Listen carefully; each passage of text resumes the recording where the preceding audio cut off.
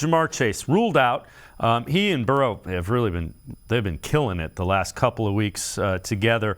The NFL Live crew on ESPN talked about what Chase's absence could mean to the Bengals offense. There is almost an unspoken language as well between him and Joe Burrow.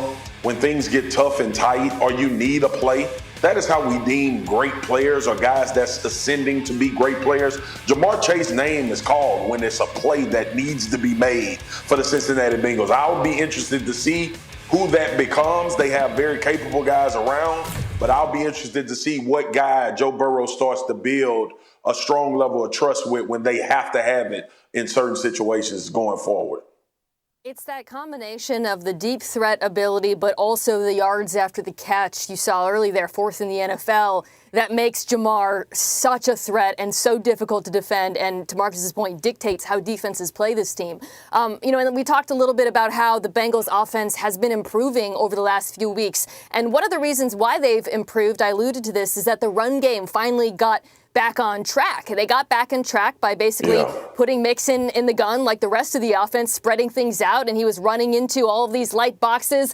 That's not going to be the case with Jamar Chase, Al. Like, they're going to face very, very different defensive looks. And I think as much as it's incumbent upon, T. Higgins to step up and be that number one, I would say this is also a challenge for Zach Taylor. You still have a good group of pass catchers and a very good running back and an offensive line that's been playing better.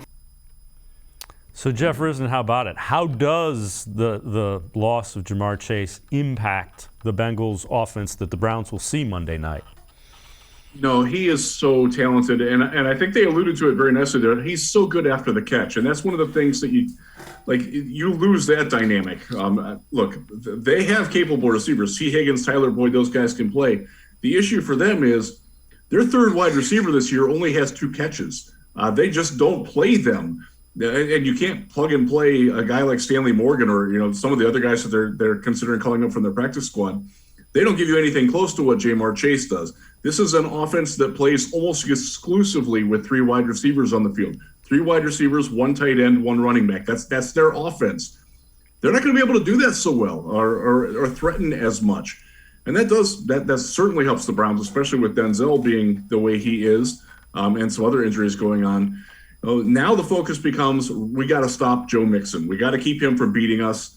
I like the idea of I think Greg Newsome can play pretty well outside. I think Martin Emerson has shown that he can do some things. I think the safeties, they're the safeties. That's not so good. But they're the chances of a guy like Hayden Hurst, their tight end, beating the Browns the way that Jamar Chase does, that I'll take those chances. That certainly helps the Browns' chances to at least slow down the offense. Now, keep in mind, though, Joe Burrow has been really dialed in the last couple of weeks.